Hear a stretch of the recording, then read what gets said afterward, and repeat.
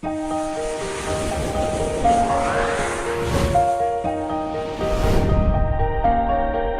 बच्चों, welcome again to the tetrahedron chemistry classes. तो बच्चों, आपको याद होगा पिछली क्लास में मैंने क्लास 10th की मैथमेटिक्स में क्वाड्रेटिक इक्वेशंस कराई थी और उसमें हमने वर्ड प्रॉब्लम सॉल्व करी थी और उसका टॉपिक था problem based on the numbers. तो नंबर्स पे बेस्ड जो प्रॉब्लम्स थी वो हम कर चुके हैं और आज हम चलने वाले हैं problem based on geometrical figures. ठीक है, तो जो ज्योमेट्रिकल फिगर्स होते हैं इससे रिलेटेड क्वाड्रेटिक इक्वेशन कैसे बनाई जाती हैं, कैसे सॉल्व करी जाती हैं, आज हमने ये सीखना है। ठीक है, आपने अगर इससे पहले नंबर्स वाला प्रॉब्लम नहीं देखा है तो डिस्क्रिप्शन बॉक्स में जाइए, मैं आपको लिंक दे दे रहा हूँ, वहां से आप इसे देख सकते हैं, या फिर आप देखेंगे ये टॉप राइट कॉर्नर पे लिंक फ्लैश हो रहा है, यहाँ से भी आप इसको देख सकते हैं। ठीक है बच्चों, और आप अपनी जल्दी से पेन और कॉपी अपने साथ रख लीजिए, मेरे साथ साथ नोट्स लेते हुए चलिए, समझिए, क्योंकि ये बड़े इंपॉर्टेंट क्वेश्चंस है और ये सिर्फ आपके 10th के क्लास में ही नहीं, इसके आगे जब आप कंपटीशंस भी कहीं पर देंगे, एप्टीट्यूड वगैरह जब आप पूछा जाता है तो इस तरीके की प्रॉब्लम्स, चाहे एनडीए हो, सीडीएस हो या कोई भी और एग्जाम्स हो कॉम्पिटिटिव, उनमें इस तरीके के क्वेश्चंस जो है पूछे जाते हैं। ठीक है, तो ज्योमेट्रिकल फिगर्स की बात करेंगे। पहला क्वेश्चन मेरा जो है बच्चों वो क्या है? The hypotenuse of a right angle triangle is 13 centimetre and the difference between the other two sides is 7 centimetre, find the dimensions of the other two sides. ठीक है, तो ये राइट एंगल ट्राइंगल क्या होता है बच्चों? जिसमें एक एंगल 90 डिग्री का बनता है, तो ये वाला एंगल जो है 90 डिग्री का एंगल है। और जब भी इस तरीके के क्वेश्चन आएंगे तो सबसे पहले आप क्या करेंगे, इनका नॉमेनक्लेचर कर लेंगे वर्टिसेस का। जैसे इसको मैंने कह दिया ए, और ये वर्टिसेस बी और ये सी। ठीक है, ये राइट एंगल ट्राइंगल है और राइट एंगल ट्राइंगल है तो मेरे को साबित करना पड़ेगा ये वाला एंगल, आप सब जानते हैं ये कितना है, 90 डिग्री का एंगल है। और जो 90 डिग्री के एंगल के सामने वाली जो आपकी साइड होती है, इसको हाइपोटेन्यूस कहा जाता है। तो मैं आपकी जानकारी के लिए यहाँ पे लिख देता हूं, ये आपका हाइपोटेनियस है। ठीक है, और हाइपोटेनियस के जस्ट सामने जो आप देखेंगे साइड होती है, ठीक है, जो उसके लेफ्ट में चलती है, ये बात हमेशा याद रखिएगा, वो परपेंडिकुलर कहलाता है। तो ये वाली साइड जो ए बी है ये परपेंडिकुलर है और ये जो बी सी है ये बेस है, ये आपको पता रहना चाहिए। ठीक है, तो अब आप बिल्कुल नहीं भूलेंगे कि जो 90 डिग्री का एंगल होता है उसमें जो हॉरिजेंटल लाइन होती है वो बेस होता है किसी भी राइट एंगल ट्राइंगल का, और जो 90 डिग्री एंगल से जो वर्टिकल लाइन ऊपर चलती है वो परपेंडिकुलर होता है, और 90 डिग्री के एंगल के सामने वाला जो साइड होता है वो आपका हाइपोटेन्यूस कहलाता है। बस इतना आपने समझना है। आई होप कि ये चीजें क्लियर हुई आपको। अब जो मेरा क्वेश्चन कहता है उसको जरा समझने की कोशिश करते हैं। पहले मैं इसको हटा देता हूं, अब आप समझ चुके हैं, राइट। तो क्वेश्चन मेरा कहता है if the hypotenuse of the right angle triangle is 13 centimetre, मतलब इसकी वैल्यू दे रखी है आपको ना, ये वैल्यू 13 सेंटीमीटर दे रखी है। हम्म? और जो डिफरेंस है ये वाली साइड और ये वाली साइड, इनका जो डिफरेंस आपका है वो दे रखा है 7 सेंटीमीटर। तो इसी से आपने क्वाड्रेटिक इक्वेशन फॉर्म करनी है। तो आप क्या कर सकते हैं, साइड्स को, क्योंकि क्वाड्रेटिक इक्वेशन आप जानते हैं उसमें एक्स एक वेरिएबल होता है, और सिर्फ एक ही वेरिएबल से ये चलती है, तो उसी की हम बात यहाँ पे करेंगे। तो आपने इसको एक्स की फॉर्म में लेके आना है। तो आप कोई भी साइड मान लीजिए, जो मैं मानता हूं वो इस हिसाब से करता हूं, लेकिन जरूरी नहीं कि जिस तरीके से मैं सॉल्व करूं आप वैसे ही सॉल्व करें, ऐसे भी कर सकते हैं। और फिर अपनी वेरिफिकेशन के लिए या ये समझने के लिए कि क्या दूसरे तरीके से भी प्रॉब्लम सॉल्व होती है, आप अपनी तरीके से भी ट्राई कर सकते हैं, मैं बता दूंगा कैसे करिएगा। ठीक है, तो हम मान लेते हैं यहाँ पे let the smaller side, let the smaller side of a right angle triangle, उसको सपोज मैंने कह दिया एक्स, ठीक है, सेंटीमीटर मान लेते हैं।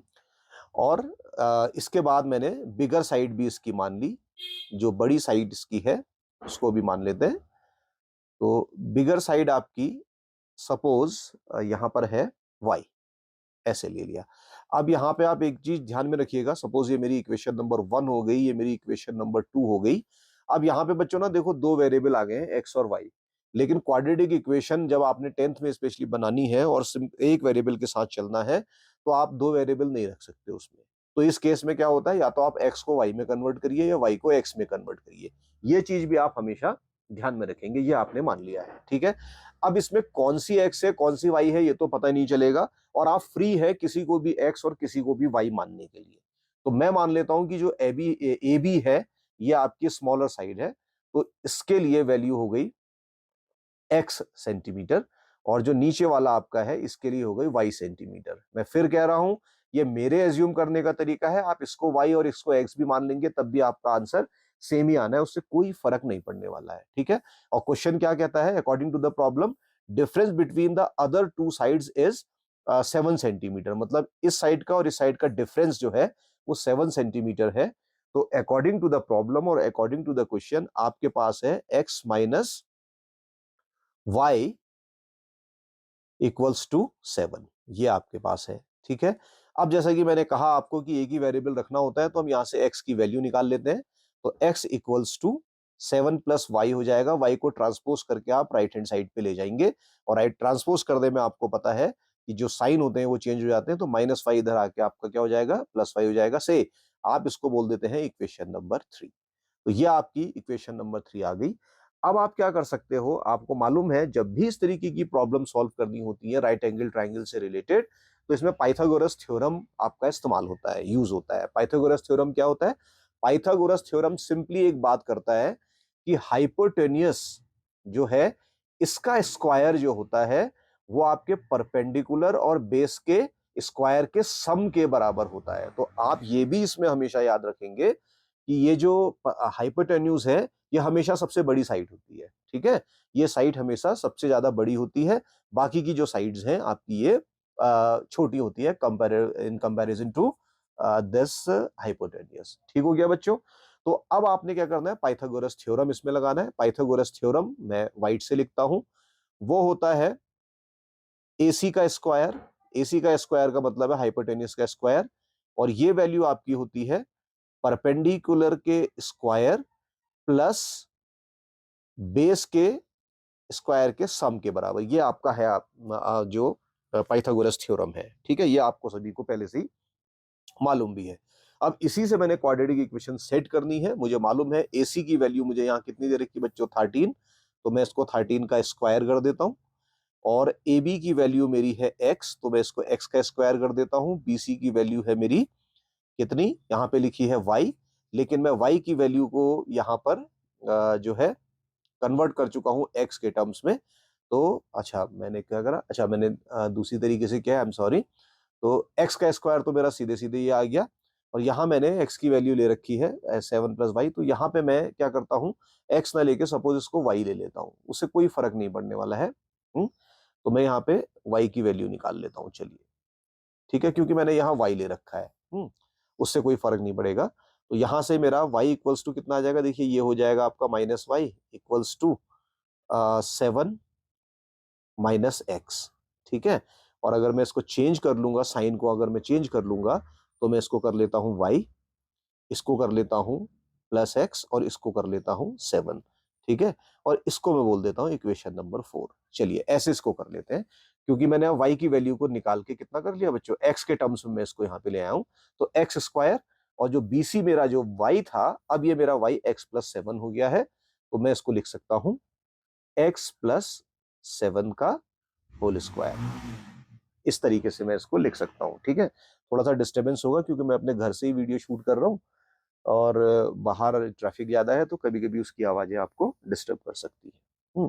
तो इस तरीके से बच्चों आपने ये इक्वेशन यहाँ पर फॉर्म कर दी है, ठीक हो गया। अब आप क्या कर सकते हैं, देखते हैं कि मैंने कहीं गलती तो नहीं करी है। ये मेरा है minus y equals to 7 minus x, तो ये प्लस हो जाएगा, ये माइनस हो जाएगा।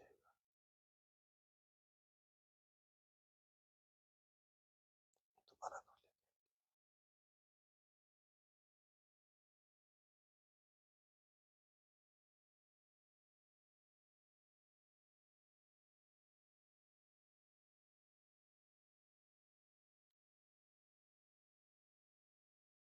तो बच्चों जब आपका ये equation x minus y equals to 7 अब आ चुका है, जो कि according to the problem question में दिया हुआ है, अब मेरे को क्या करना है बच्चों, आप देखो ना, मेरे को तो सिर्फ एक वेरिएबल चाहिए होता है x, तो y को मैंने किसके टर्म्स में लिखना पड़ेगा, x के टर्म्स में लिखना पड़ेगा, ठीक है। और अगर आप y टर्म्स में भी लिखना चाहते हो तो फिर इसको भी y बनाना पड़ेगा, लेकिन यहां मेरे लिए आसान है कि मैं इस y को भी x के टर्म्स में ले आऊं ताकि मेरी क्वाड्रेटिक इक्वेशन का सेटअप आराम से हो जाए।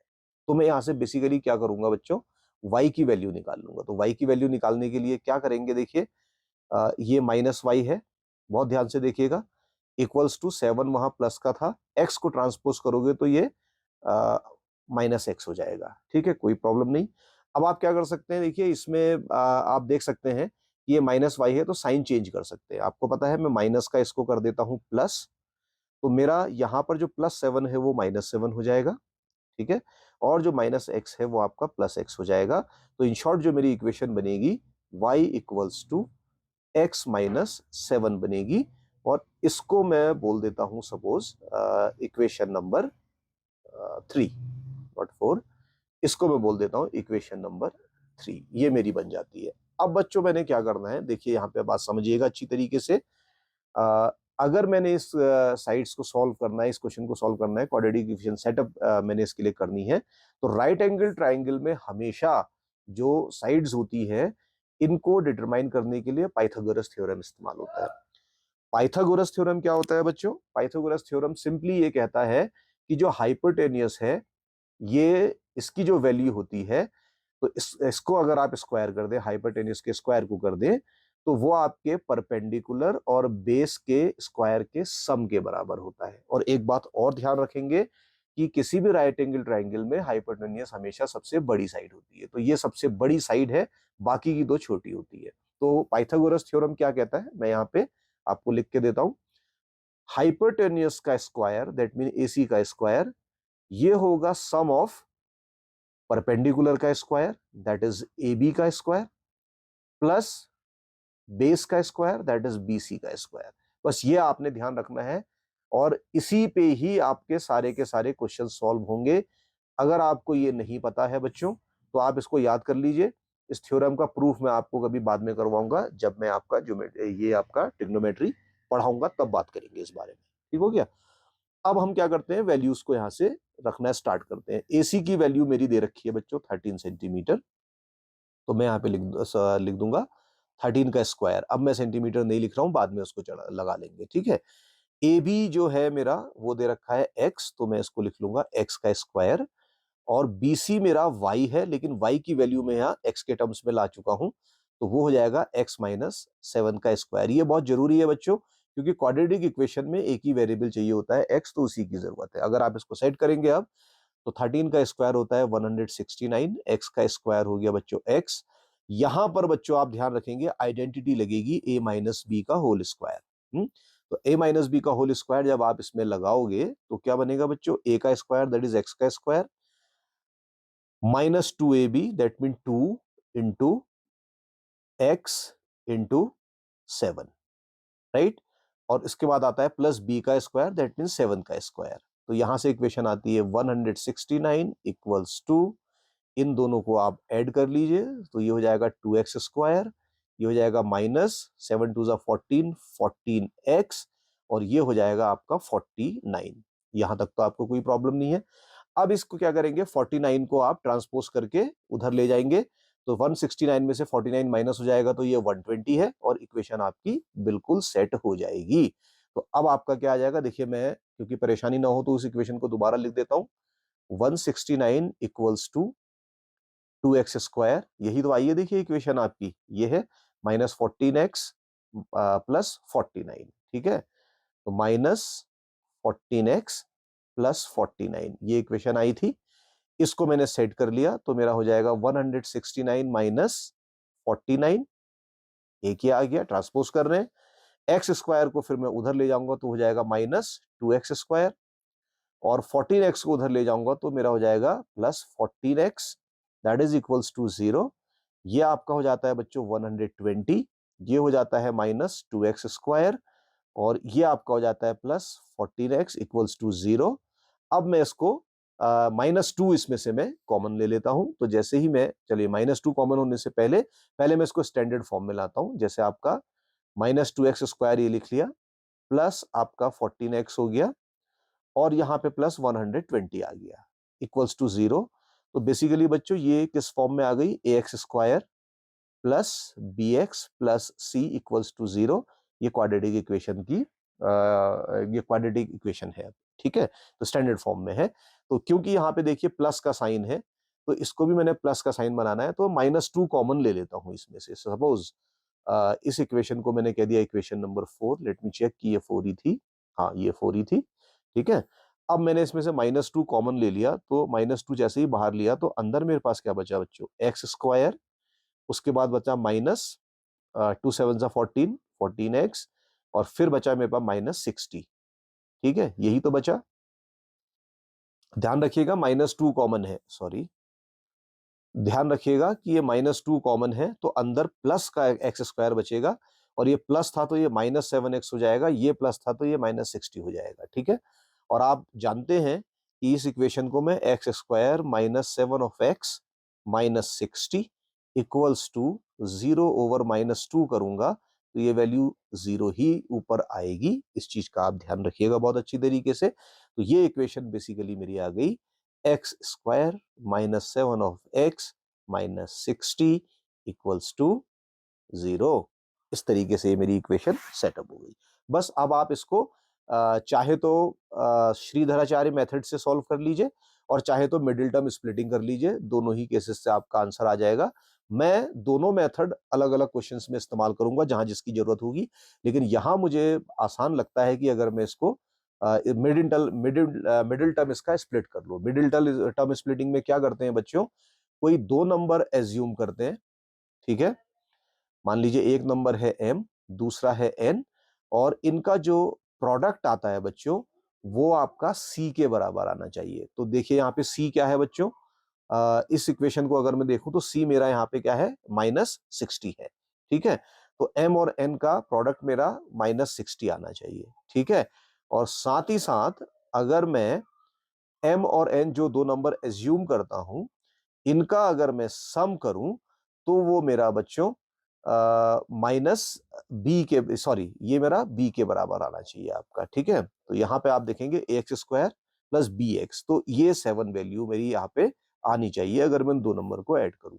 तो वो दो नंबर यहाँ पे कौन कौन से बनते हैं, तो अगर मैं 12 को मल्टीप्लाई करूं 5 से, तो 12 5 जा 60 होता है, ये तो मुझे पता है, ठीक है।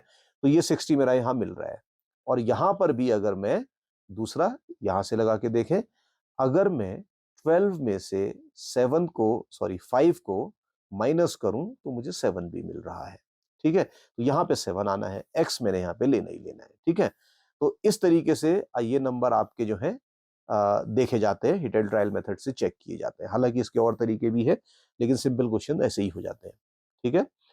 अब इसको आपने सॉल्व करना है, तो मैं क्या कर सकता हूं बच्चों, एक्स स्क्वायर, ठीक है, -12 of x plus 5 of x -60 मेरा यहां पे ऑलरेडी था इक्वल्स टू 0। अब आप देखेंगे -12 में से, अगर -12x में से +5x को अगर आप माइनस करें तो आपका -7x आता है जो आपका रिक्वायर्ड है। और साथ ही साथ अगर आप -12 में मल्टीप्लाई करेंगे 5 का, तो 12 5 जा 60, बट विद माइनस साइन, तो ये -60 भी आता है, ठीक है। ऐसे करते हैं। मैंने हालांकि नंबर मेथड में जब क्वेश्चन कराए थे तो वहां पे ही सॉल्व कराया था। तो x को अगर मैं कॉमन ले लेता हूं तो अंदर मेरा x -12 हो जाएगा, और यहां से अगर मैं 5 को कॉमन ले लेता हूं तो अंदर मेरा x -12 हो जाएगा, ठीक है, इक्वल्स टू 0। आपको पता है कि 5 को अगर आप 12 से मल्टीप्लाई करें तो 60 ही आता है। इन दोनों इक्वेशन को फिर अगर आप देखेंगे तो यहाँ पे x -12 फिर से आपके लिए कॉमन है, और फिर आपके पास बच रहा है x +5, यही तो बच रहा है। ये आपका x -12 था, x +5 यहाँ पे बच रहा है, ठीक है। तो मैं थोड़ा ठीक कर देता हूं इसको, right, that is equals to 0। अब इन दोनों इक्वेशंस को मान लीजिए मैं x -12 को सेट करता हूं 0 के बराबर, तो मेरी x की वैल्यू आती है बच्चों 12। और क्योंकि ये सारा का सारा काम सेंटीमीटर्स के लिए हो रहा था, तो आई शुड राइट 12 सेंटीमीटर। तो x की वैल्यू मेरी आई 12 सेंटीमीटर। और अगर मैं पीछे जाता हूं बच्चों, तो x मेरा क्या है, AB है। तो जो AB मेरी है ये आ गई आपकी 12 सेंटीमीटर, राइट। तो ये 12 है, ये 13 है। अब y की वैल्यू को आप निकाल सकते हैं, कैसे देखिए, इन्हीं इक्वेशन से निकाल सकते हैं। यहाँ पे x minus y equals to कितना है, 7 है। तो और यहाँ पे भी देख सकते हैं इक्वेशन 3, क्योंकि इक्वेशन 3 से ही सॉल्व कर लीजिए। तो मैं यहाँ लिख देता हूं बच्चों, फ्रॉम इक्वेशन 3, फ्रॉम इक्वेशन 3। अब इक्वेशन 3 पीछे क्या है बच्चों, यहां देखो आप, y equals to x minus 7। Okay, तो यहां पे आप क्या लिख सकते हो, y equals to x minus 7। x की वैल्यू आप अभी कैलकुलेट करके आए हो 12, सो विल राइट 12 हियर, और इसमें से माइनस आप कर देंगे 7, तो आपका आ जाएगा y equals to 5 centimetre.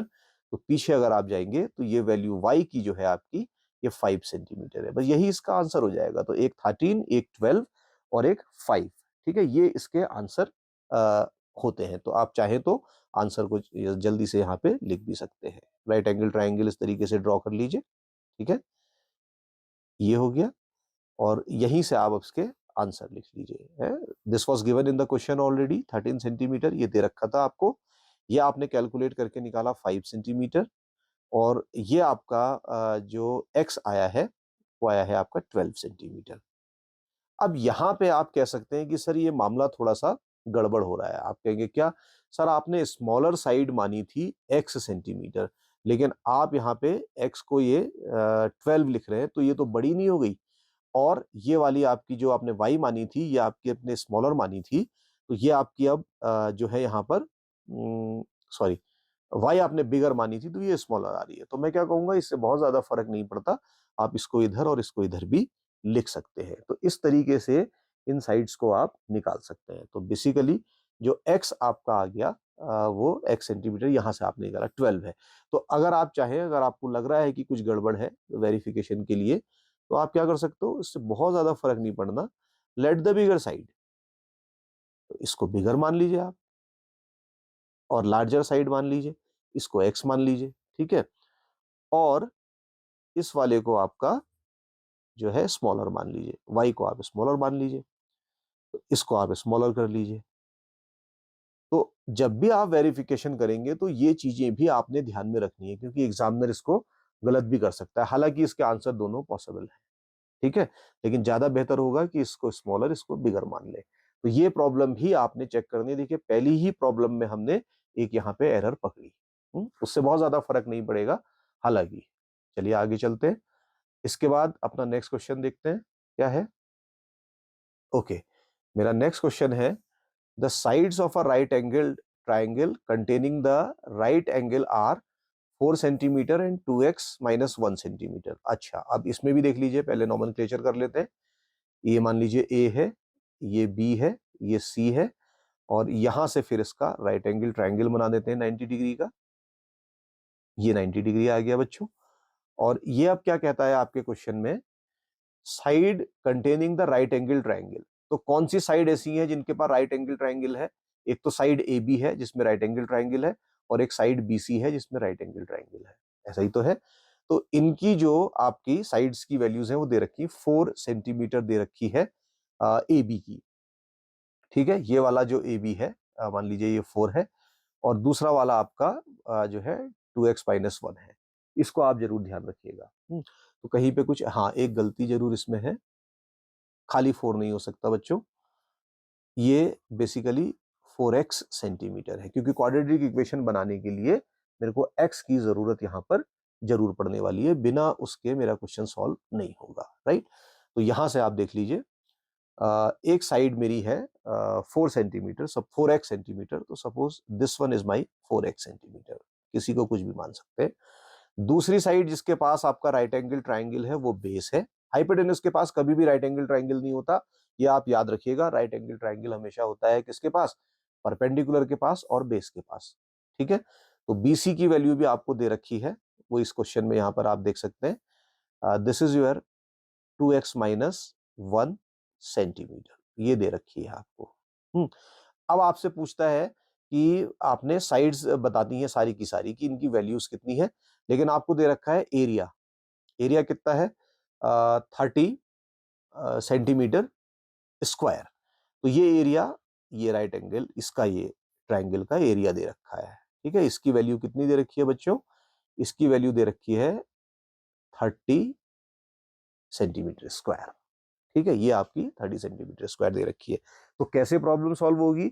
Simple Pythagoras theorem लगाएंगे यहां पर, उससे भी कर सकते हैं, और सिंपली क्वाड्रेटिक इक्वेशन बना के भी सॉल्व ये हो सकती है। ठीक है, पाइथागोरस थ्योरम बाद में लगेगा, पहले हम इसको सॉल्व करते हैं। क्योंकि क्वेश्चन में आपको दे रखा है बच्चों एरिया, तो आपको पता होना चाहिए कि एरिया का यूज कहीं ना कहीं जरूर होगा। तो area of a right angle triangle, ठीक है, this value is given as 30 centimetre square.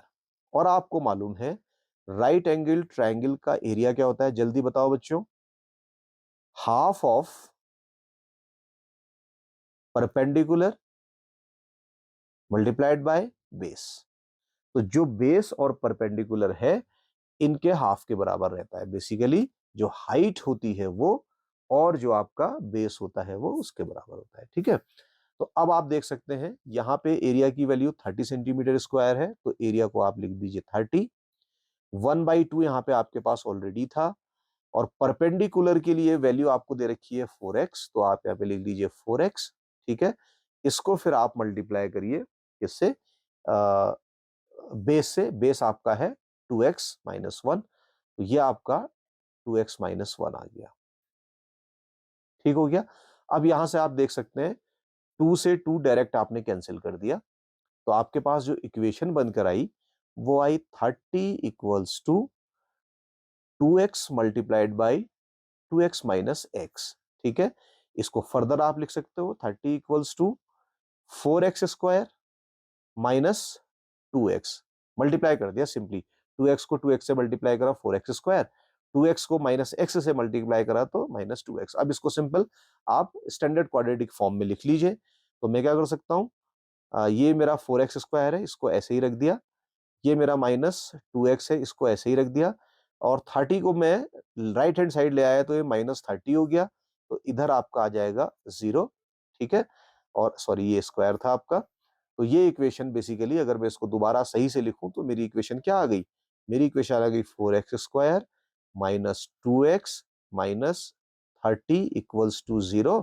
और सपोज ये मेरी इक्वेशन नंबर 1 है। अब इस इक्वेशन नंबर 1 को मैंने क्वाड्रेटिक फॉर्म आ चुकी है, इसको मैंने सॉल्व करना है। ठीक है, सॉल्व करने के दोनों तरीके आपके पास हैं, और वो तरीके आपके श्रीधराचार्य मेथड भी है और मिडिल टर्म स्प्लिटिंग भी है। तो मैं मिडिल टर्म स्प्लिटिंग करने से पहले इसमें से कॉमन ले लेता हूं 2। सपोज मैंने इसमें से 2 कॉमन ले लिया, सॉरी, अगर मैंने अंदर से 2 कॉमन ले लिया इसमें, तो अंदर मेरा क्या बचेगा? X square minus of x minus of 15 equals to 0। और इस इक्वेशन को आप लिख सकते हो x square minus x minus 15 equals to 0। तो ये मेरी स्टैंडर्ड फॉर्म में आ गई ना बच्चों। देखिए A X square plus B X plus C equals to 0। A की वैल्यू आ गई 1, बी की वैल्यू -1 और सी की वैल्यू -15। आप इसमें सीधे सीधे क्वाड्रेटिक इक्वेशन भी लगा सकते हो, लेकिन मैं चाहूंगा कि बिना क्वाड्रेटिक इक्वेशन लगाए इस इक्वेशन को सॉल्व करूं। तो बिना क्वाड्रेटिक इक्वेशन लगाए इस इक्वेशन को कैसे सॉल्व किया जा सकता है, इसको समझिए आप। ठीक है, तो यहां पे मेरा x square minus x minus 15। अब मैंने वही 2 नंबर एज्यूम करने हैं बच्चों, जो जिनका मल्टीप्लीकेशन कितने के बराबर हो? -15 के बराबर हो, और जिनका आपका जो सम हो वो -x के बराबर हो। ऐसे मैंने 2 नंबर यहाँ पे एज्यूम करने हैं। ठीक है, कहीं गड़बड़ तो नहीं करी है? 2, अच्छा 2x होना चाहिए, आई एम सॉरी, अंदर मेरा 2x होना चाहिए। तो ये वैल्यू मेरी यहां से आ जाती है, a की वैल्यू 2 आ रही है, तो अंदर 2 है। तो अब इस इक्वेशन को कैसे सॉल्व करना है? अब क्योंकि मामला थोड़ा सा पेचीदा जैसा हो गया, पेचीदा जैसा हो गया मतलब यहाँ पे 2x स्क्वायर हो गया। अब आपको क्या करना है? 2 नंबर ऐसे एज्यूम करने हैं, इस चीज को बहुत ध्यान से समझिएगा बच्चों। जिस मान लीजिए एक नंबर m और दूसरा नंबर n एज्यूम करना है, इनकी वैल्यू c के बराबर आनी चाहिए। यही तो आप करते हो। अब c कितना है? आप कहेंगे सर -15 है। नहीं, -15 नहीं है, क्योंकि इसका कोफिशिएंट यहाँ पे कितना है? 2 है, तो ये -30 है। 15 इंटू 2 -30 है। तो c की वैल्यू बच्चों इस इक्वेशन में कितनी है? -30 है। अब -30 लाने के लिए 2 नंबर आपने एज्यूम करने हैं, तो इसके फैक्टराइजेशन कर सकते हैं। लेकिन याद रखिएगा कि -30 जब आए तो उसके साथ साथ यहाँ पे 1 भी आए। तो बहुत आसान है बच्चों। अगर मैं मान लीजिए -6 को मल्टीप्लाई कर देता हूं 5 से, तो 5 6 जा 30, -30 हो जाएगा। ठीक हो गया। और अगर मैं -6x में से +5x को लिख देता हूं ऐसे, तो मेरी वैल्यू कितनी आएगी बच्चों? ये मेरी आएगी वैल्यू -x आएगी। ठीक है, तो ये मिडिल टर्म स्प्लिटिंग ऐसे होगी यहां पर। तो आप इसको मिडिल टर्म स्प्लिटिंग करके लिख दीजिए। तो मुझे थोड़ी सी जगह की जरूरत यहां पर है, तो मुझे लगता है कि मैंने ये वाली लाइन को थोड़ा सा शिफ्ट करना पड़ेगा, राइट। इसको मैं थोड़ा सा इधर शिफ्ट कर देता हूं। तो लेक्चर लंबा जरूर होगा बच्चों, लेकिन ये शर्त है कि आप इससे इतनी चीजें सीख जाएंगे कि क्वाड्रेटिक इक्वेशन की जो वर्ड प्रॉब्लम्स आती हैं इसमें आपको दिक्कतें नहीं आएंगी इसके बाद, राइट। तो अब मेरा 2x² मैंने ऐसे ही लिख दिया जैसा था, और यहां मैंने कर दिया -6x, और यहां कर दिया +5x, -15 मेरा ऑलरेडी था, इक्वल्स टू 0 ले आया। और यहां से मैंने क्या कॉमन लिया बच्चों? 2x, यहां से मैंने 2x को कॉमन ले लिया, तो मेरा अंदर बचेगा x -3, और यहां से मैंने +5 को कॉमन ले लिया, तो अंदर फिर बचेगा मेरा x -3। ये आपको पता ही है, क्योंकि क्या होता है, देखिए 5 को 3 से मल्टीप्लाई करेंगे -3 से, तो -15 ही आएगा। अब यहां से भी आप देख सकते हैं मेरा x -3 फिर से कॉमन है, गॉट इट। और 2x + 5 मेरा ये बनता हुआ नजर आ रहा है, दैट इज इक्वल्स टू 0। ठीक है, अब यहां से आप क्या कर सकते हो बच्चों? मान लीजिए मेरा x -3 है, इसको मैं 0 के बराबर सेट करता हूं, तो x की वैल्यू मेरी आती है 3 सेंटीमीटर, 3 सेंटीमीटर। ठीक है, तो x की अगर मेरी वैल्यू आ गई 3 सेंटीमीटर, तो मैं साइड ए बी निकाल सकता हूं। तो मैं ए बी यहीं से निकाल देता हूं बच्चों। Side A B equals to कितनी दे रखी है बच्चों? 4x दे रखी है। ठीक है, तो इसका मतलब 4 मल्टीप्लाइड बाई 3, दैट इज 12। तो जो साइड ए बी है बच्चों, वो तो 12 सेंटीमीटर आ गई। ठीक है, इसके बाद मैं क्या कर सकता हूं बच्चों? साइड बीसी भी निकाल सकता हूं। साइड बीसी, बीसी कितनी है मेरी? 2x - 1 है, तो मैं इसको 2x - 1 करता हूं। तो 2 का 2, x की जगह 3 है जो आपने कैलकुलेट किया है, और -1, 2 3 जा 6, -1 इक्वल्स टू 5 सेंटीमीटर। तो जो आपका बीसी है वो आपका आ गया 5 सेंटीमीटर। तो 12 और 5 आपको सीधे सीधे मिल गए। अब आप यहां से पाइथागोरस थ्योरम लगा के और वैल्यूज भी निकाल सकते हैं। तो पाइथागोरस थ्योरम कैसे निकालेंगे आप? यूज करके साइड कैसे निकालेंगे? आपको मालूम है हाइपोटेन्यूज का square is equals to the sum of the perpendicular square and your base square, right. Hypotenuse आपने निकालना है। A B you have calculated कितना? 12, दैट इज 12, और B C you have calculated कितना? 5। ठीक है, तो ए बी आपका है 12, तो यहां पे आप लिख देंगे इसको 12 का स्क्वायर, और ये हो जाएगा आपका 5 का स्क्वायर, तो ये हो जाएगा 144, ये हो जाएगा 25, ये वैल्यू आपकी हो जाएगी 169। तो A B square equals A C square equals to 169। A C equals to कितना हो जाएगा? √169। इसकी वैल्यू होती है ±13, राइट। लाइन का जो साइड है वो कभी भी माइनस में हो नहीं सकती, तो हम ले सकते हैं +13 सेंटीमीटर। तो परपेंडिकुलर आपका कितना आ जाएगा बच्चों? जो हाइपोटेन्यूस आपका है वो कितना आ जाएगा? 13। तो आपका जो ए सी की वैल्यू है वो आ गई है आपकी 13। तो यहां से इस तरीके से इस क्वेश्चन को आप सॉल्व कर सकते हैं। ठीक है बच्चों, तो ये प्रॉब्लम भी आपकी सॉल्व होती है बहुत आराम। अच्छा, अब बच्चों मैं सीधे जंप करता हूं अपनी प्रॉब्लम नंबर 4 पे।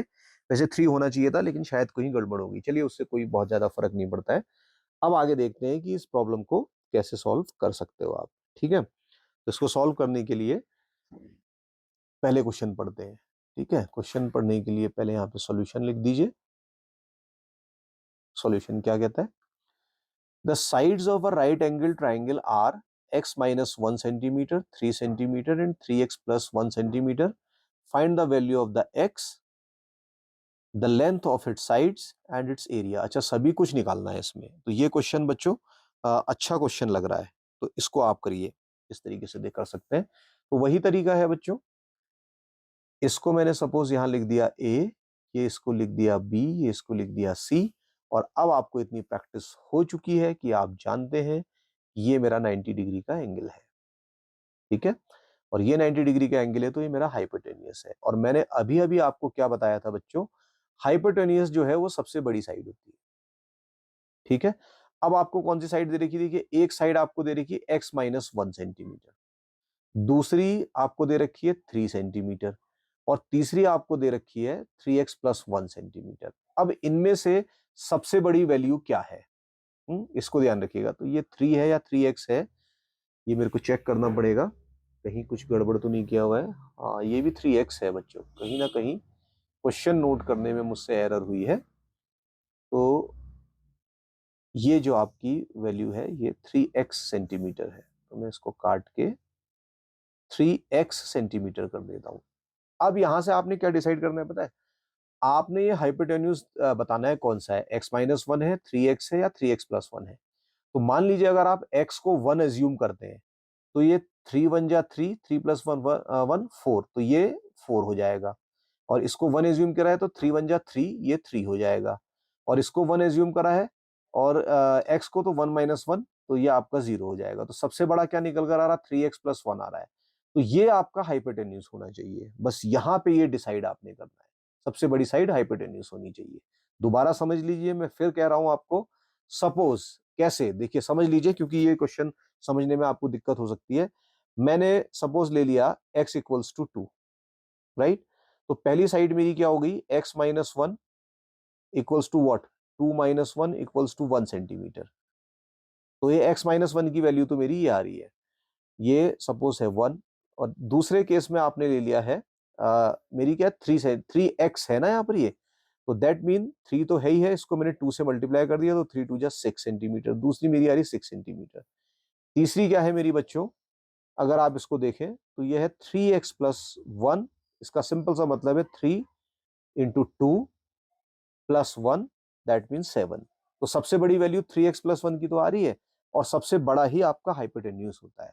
तो बहुत सिंपल सी बात है, ये 3x+1 सेंटीमीटर ये वाली लाइन होगी बच्चों, ठीक है।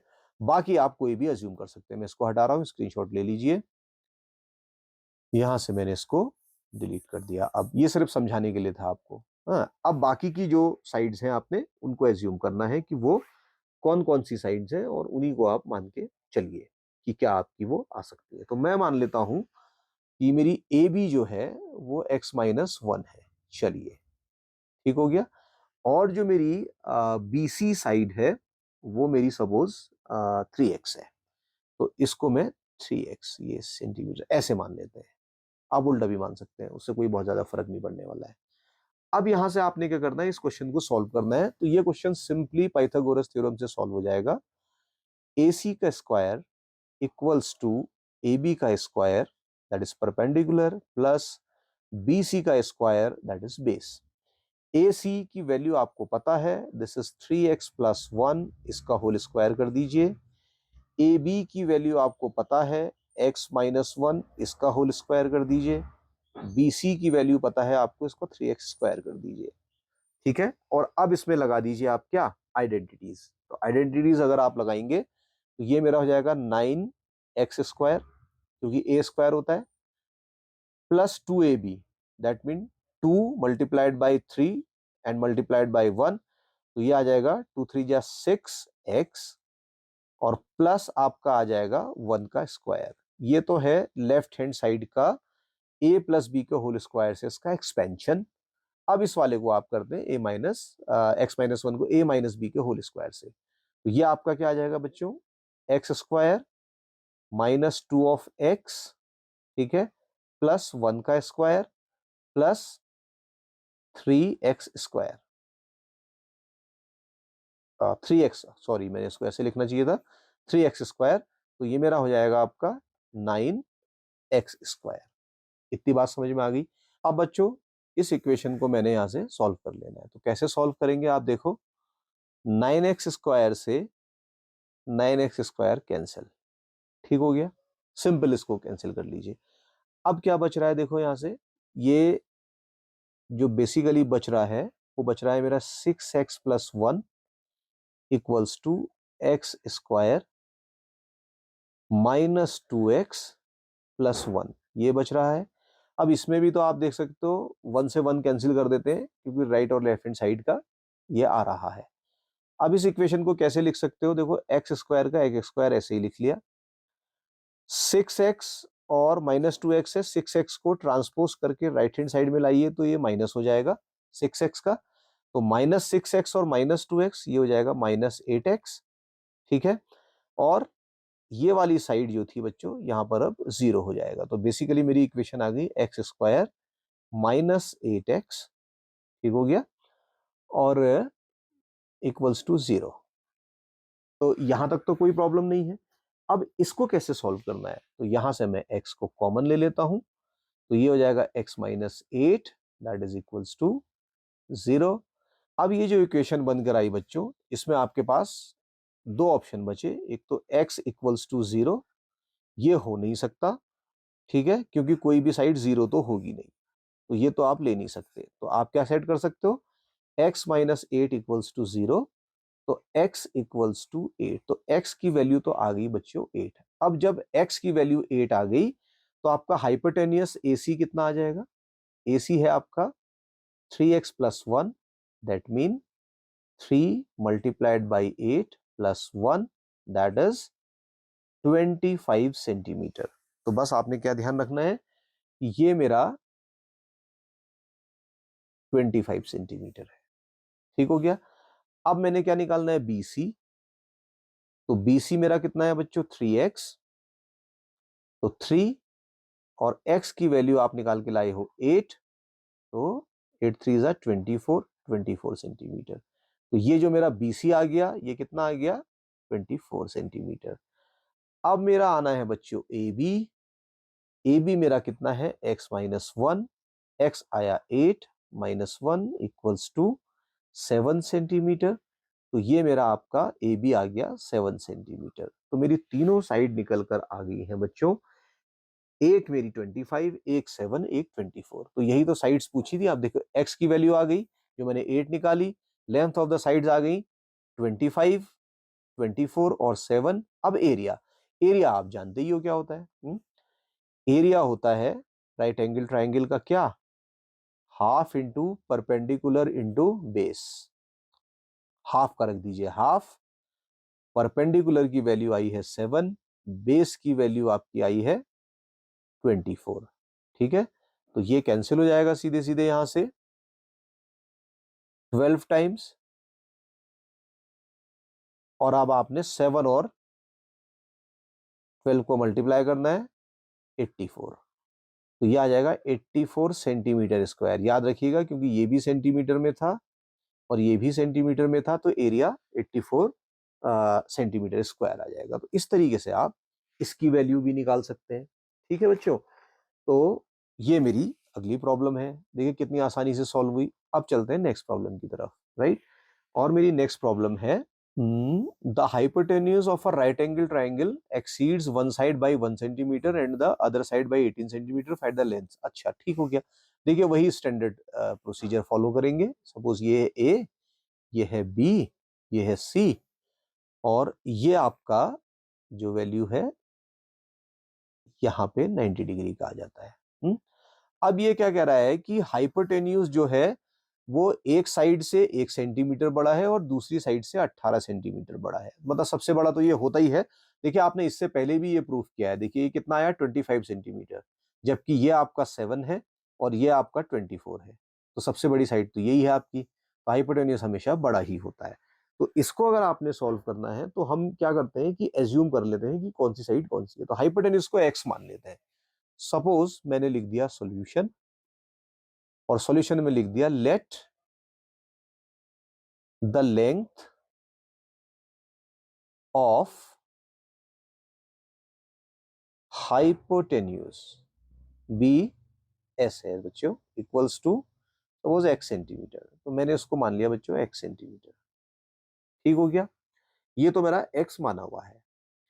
अब क्या कर सकते हैं, मेरा हाइपोटेन्यूज जो बाकी एक साइड से कितना है 1 सेंटीमीटर बड़ा है, इसका मतलब जो मान लीजिए कि मेरा परपेंडिकुलर जो है यहाँ पे सपोज मैं आपको बता देता हूं कि जो सेकंड साइड है मेरी, सपोज मैं मान लेता हूं A B, right. Late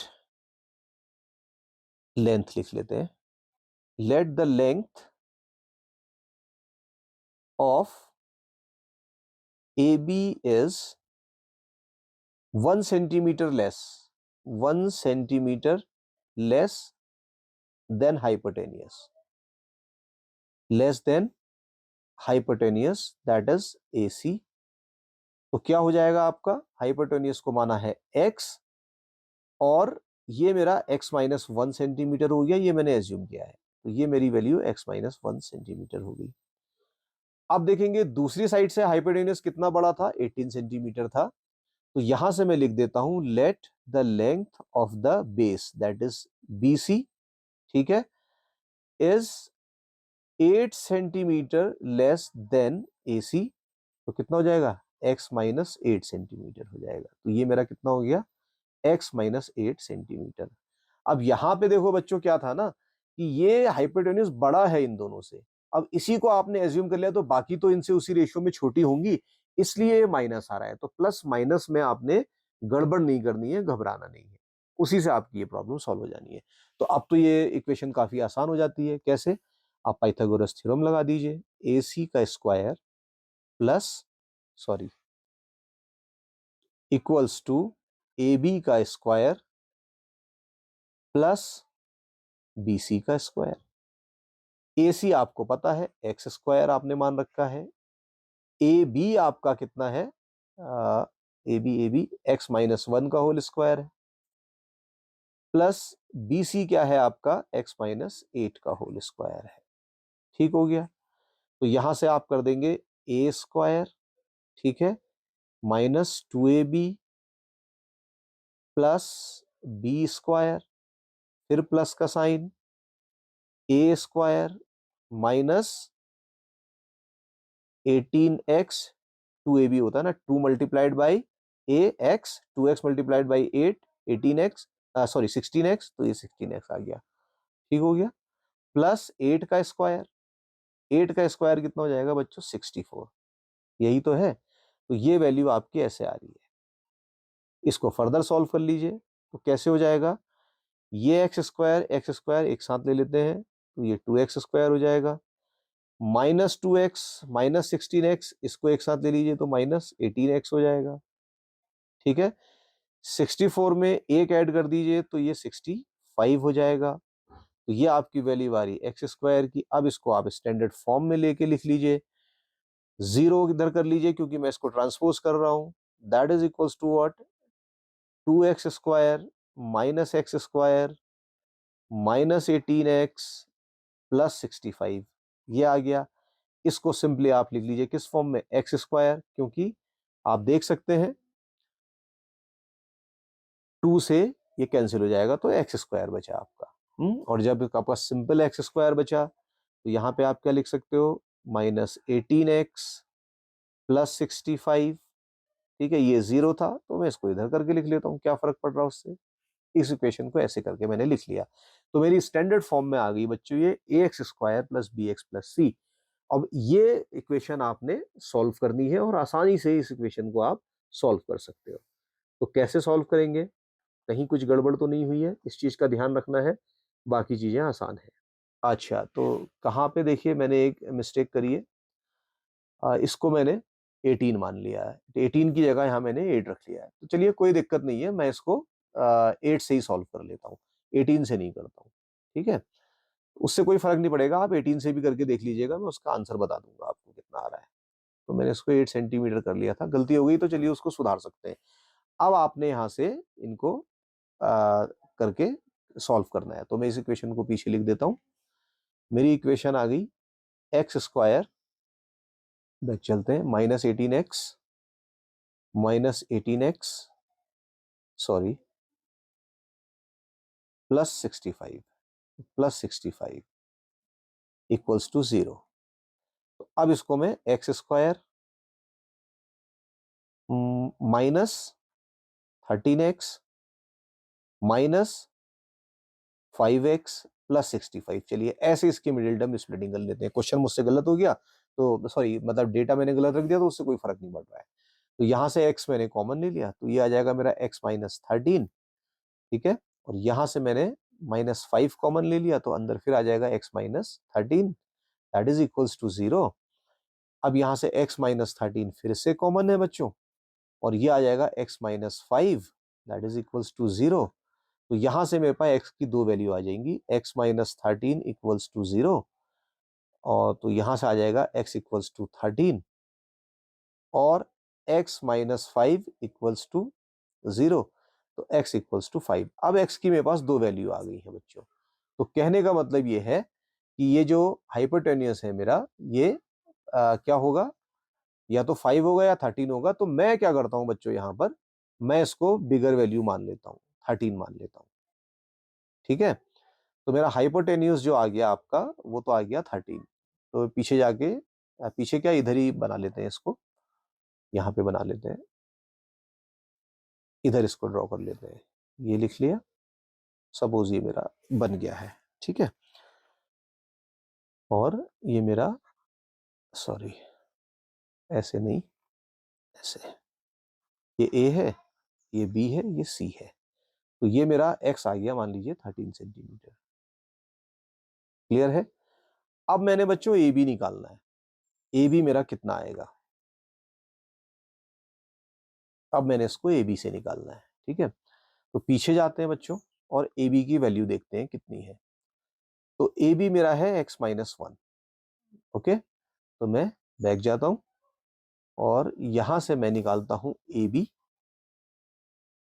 question में ए बी दे रखा है x-1, तो सिंपली 13 - 1, दैट इज 12। तो ए बी मेरा 12 सेंटीमीटर आ गया, ठीक है। इधर मैं इसको सेंटीमीटर लिखना चाहिए, कहीं पे लिखा हुआ है, यस 13 सेंटीमीटर। तो दूसरा ए बी मेरा आपका आ गया 12 सेंटीमीटर। अब मैंने क्या निकालना है बच्चों, बी सी। बी सी की वैल्यू पीछे चलते हैं कितनी है, वो है x-8। तो इधर मैं x-8 कर देता हूं। x की वैल्यू मेरी आई थी 13, -8 करूंगा तो ये मेरी आ जाएगी 5 सेंटीमीटर। तो ये मेरा आ गया बच्चों 5 सेंटीमीटर। और हाइपोटेन्यूस हमेशा बड़ा होता है, तो यहाँ पे ये बड़ा भी आ रहा है। तो इससे बहुत ज्यादा फर्क नहीं पड़ा कि मैंने इसको 8 की जगह 18 मान लिया था। अच्छा, अगर आप चाहेंगे कि कहीं गड़बड़ हो रही है और इसको मैं अब जो है 18 ही मान के चलूं, तो आप इसको 18 मान के चलिएगा। और जब आप इसको 18 मान के चलेंगे तो नेचुरली आपके आंसर थोड़े अलग अलग आएंगे। वो आंसर क्या आएंगे, ठीक है, तो मैं यहीं पे लिख देता हूं। देखिए, आप इसको सॉल्व करिएगा। ये तो अच्छी बात हो गई कि एक एक्स्ट्रा प्रॉब्लम आपको मिल गई यहाँ पे डेटा चेंज के साथ। मान लीजिए कि मैं 18 वाले से सॉल्व करता हूं। इफ 18 इज टेकन, तो जब आप 18 ले लोगे तो जो आपका हाइपोटेनियस है बच्चों, वो आएगा 25 सेंटीमीटर। परपेंडिकुलर आपका है वो नेचुरली एक ही कम है, तो वो आ जाएगा 24 सेंटीमीटर। और जो बेस आपका है बच्चों, वो बेस x माइनस, ये x आया था 25, तो इसमें b की वैल्यू आ जाएगी आपकी 25 - 18, 7 सेंटीमीटर। तो ये आ जाएगी 7। ये तब होगा बच्चों जब आप इसको 18 कर लोगे। तो यहाँ पे 18 करते हुए चलिए, तब आ जाएगा। तो दो प्रॉब्लम लग गई आपकी इसमें, एक के साथ दो हो गई। तो इस तरीके से ये प्रॉब्लम भी सॉल्व हो गई। अब चलते हैं बच्चों अगली प्रॉब्लम की तरफ, और उसके बाद ही मैं इस क्वेश्चन को रोक दूंगा। Triangle based, right angle triangle based जो प्रॉब्लम्स है वो खत्म हो जाती है। लेकिन बना तो ये रेक्टेंगल है। चलिए क्वेश्चन पढ़ लेते हैं। The diagonal of a rectangle is 60 metre. अच्छा रेक्टेंगल का डायगोनल अगर आप, अच्छा ये तो चलिए वही क्वेश्चन है, आई एम सॉरी, ध्यान से उतर गया। मैं इसका डायगोनल खींच देता हूं। ये इसका डायगोनल है। अब अगर मैं इसका डायगोनल खींच देता हूं बच्चों, तो ये प्रॉब्लम वैसी ही नहीं बन गई। देखो ये एंगल मेरा कितना है बच्चों, 90 डिग्री है, आ गया। अब मैं इसका नॉमेनक्लेचर कर लेता हूं। तो नॉमेनक्लेचर अगर करना है तो सपोज ये हो गया मेरा ए, ये हो गया बी, ये हो गया सी। तो बेसिकली मेरा राइट एंगल ट्राइंगल ही बन गया है। और उस राइट एंगल ट्राइंगल को मैं यहां ड्रॉ कर देता हूं, ऐसे, ऐसे और ऐसे। डायगोनल खींच के तो ये ऐसा बन गया, ठीक है। अब मैं क्या करता हूं, इनके नाम लिख लेता हूं। Say this is A, this is B, this is C. चलिए ये अच्छी प्रॉब्लम हो गई, क्योंकि यहां से आप देखेंगे 90 डिग्री का एंगल अब इधर बन रहा है, तो हाइपोटेन्यूस ये हो जाएगा आपका, ये परपेंडिकुलर हो जाएगा, ये बेस हो जाएगा। ठीक है, तो यहां पे मैं लिख देता हूं, this is your hypotenuse, this is your perpendicular, this is your base. अच्छा, आप क्वेश्चन पढ़ते हैं। क्वेश्चन देखिए, the diagonal of a rectangle is 60 metre more than its shorter side and the larger side is 30 metre more than the shorter side.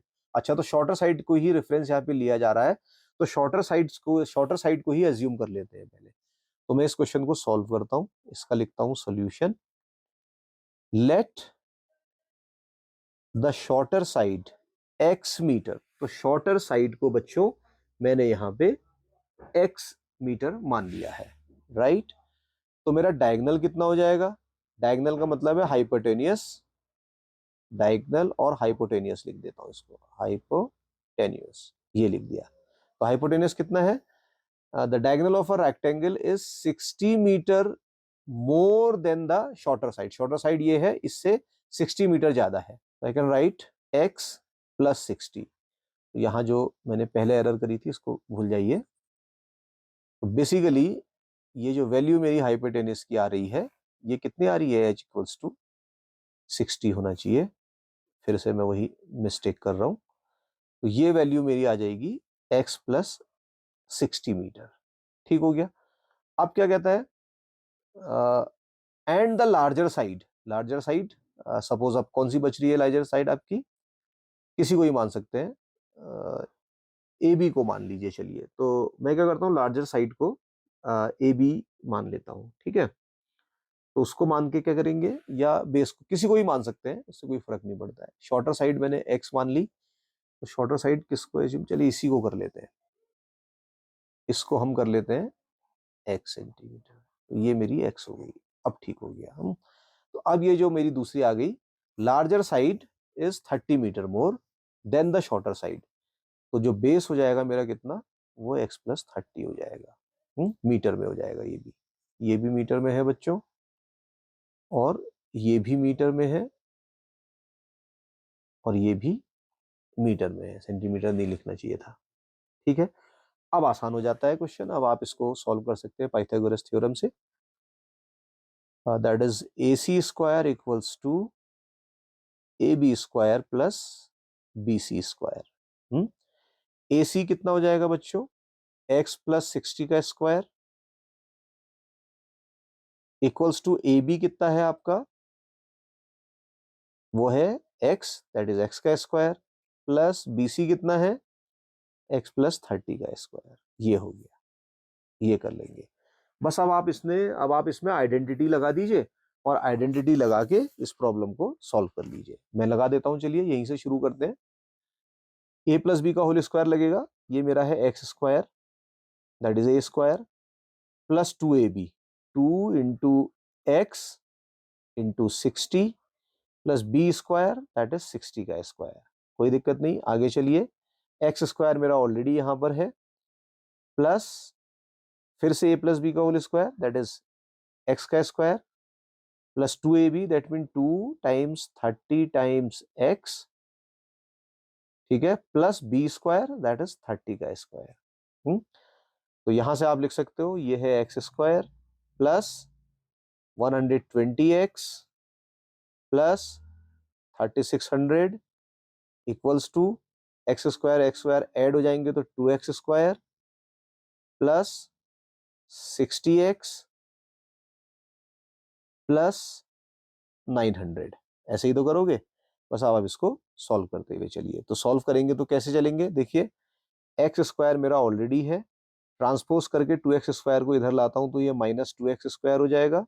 ठीक हो गया, ये आपका प्लस 120x है, और मैं इस 120x में बच्चों ये 60x इधर लेकर आता हूं तो माइनस 60x हो जाएगा, प्लस 3600 मेरा ऑलरेडी है, फिर ट्रांसपोज करता हूं 900 को, तो ये माइनस 900 उधर चला जाएगा, दैट इज इक्वल्स टू 0। तो यहां से आपकी जो वैल्यू निकल कर आएगी वो क्या आएगी, माइनस का एक्स स्क्वायर। ठीक है, कैसे समझ लीजिए, इससे ये कैंसिल, तो माइनस एक्स स्क्वायर बचा, प्लस 120x और माइनस 60x, तो 120 में से 60 माइनस करिए तो 60x प्लस साइन के साथ। तो मैं इधर लगा देता हूं प्लस 60x, ठीक हो गया। और 3600 में से मैं 900 माइनस करता हूं तो 2700 आता है। ये आ जाएगा मेरा 2700, दैट इज इक्वल्स टू 0। ठीक है, इसमें से मैं क्या करता हूं बच्चों, -1 को बाहर कॉमन ले लेता हूं, तो अंदर बचेगा मेरा x square minus 60x minus 2700 equals to 0। ये इक्वेशन बहुत आराम से लिखी जा सकती है, x square minus 60x minus 2700 equals to 0। ये मेरी इक्वेशन बनकर आई, मैंने इसको इक्वेशन नंबर 1 बोल दिया। -1 को 0 के नीचे ले जाओगे तो वो 0 ही होना है। तो इक्वेशन आपकी जो बनकर आई है वो आ गई x square minus 60x minus 2700।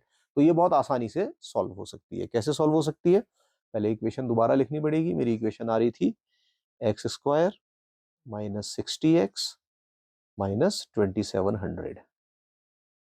ठीक है, आप जानते हैं 9 को 3 से मल्टीप्लाई करिए तो 27 आता है, 9 में से 3 माइनस करिए तो 6 आता है। तो यहां से सिंपल, क्योंकि 2700 है तो हम क्या कर सकते हैं, इसको एक्स स्क्वायर ले लीजिए, ठीक हो गया।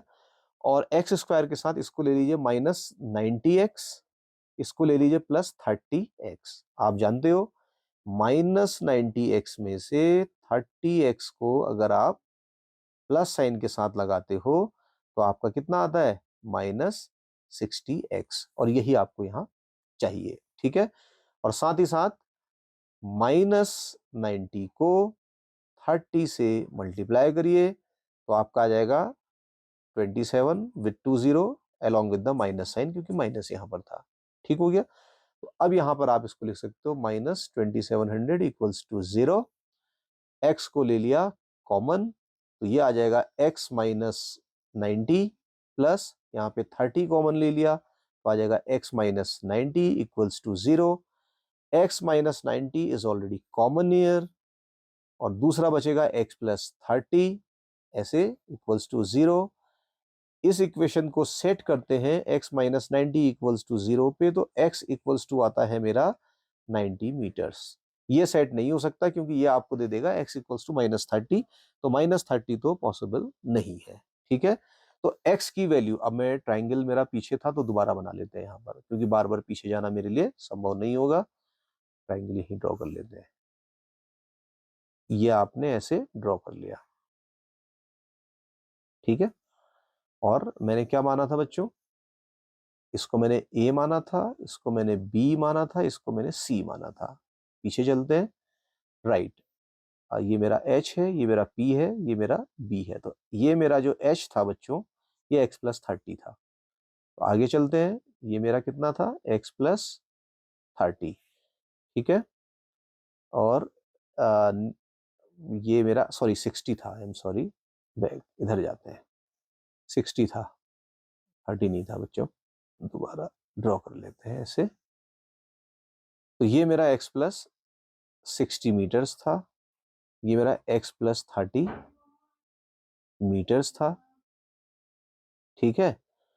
और ये मेरा x था, देख लेते हैं पीछे, ऐसा ही था, राइट, ऐसा ही था। तो x की वैल्यू 90 आ रही है, मतलब ए बी जो मेरा आया बच्चों, यहां पे लिख देता हूं A B equals to 90 metres, ठीक है। अब मैं बी सी निकाल लेता हूं, तो बी सी मेरा कितना हो जाएगा बच्चों, x plus 30, that mean x मेरा था 90 प्लस 30, ये आ जाएगा 120 मीटर्स। तो ये वैल्यू हमारी देखिए, जो x था मेरा, ये आपने कैलकुलेट किया ए बी 90 मीटर्स, ये आपका आ गया 120 मीटर्स। अब आप निकाल लीजिए ए सी, तो ए सी को मैं यहां लिख देता हूं। ए सी मेरा क्या है बच्चों, x प्लस 60। तो x था मेरा 90, 60 आपने इसमें ऐड कर दिया तो ये आ जाएगा 150 मीटर्स। तो ये मेरा आपका आ गया 150 मीटर्स। और यही मैं शुरू से कहते आ रहा हूं बच्चों, ये जो 150 मीटर जो हाइपोटेन्यूस है, ये बाकी दोनों से बड़ा होता है। ये आपका 150 आ रहा है। तो इस तरीके से बच्चों जो ट्राइंगल बेस्ड प्रॉब्लम है ऐसे सॉल्व हो सकती हैं। तो मैंने आपके लिए 5 प्रॉब्लम यहाँ पे सॉल्व करके दिखाई है, इनको अच्छी तरीके से प्रैक्टिस करिए। आज मैं अपने वीडियो को यही रोकता हूँ और अगली क्लास में फिर मैं रेक्टेंगल बेस्ड प्रॉब्लम है, ठीक है, या दूसरी जो और प्रॉब्लम है उनको सॉल्व करूंगा, ठीक है। और अगर वीडियो पसंद आया तो लाइक कर लीजिए, ठीक है, और हमारे चैनल टेट्राहेड्रॉन केमिस्ट्री क्लासेस को सब्सक्राइब भी कर लीजिए। मैं आपको अपने अगले वीडियो में मिलता हूँ।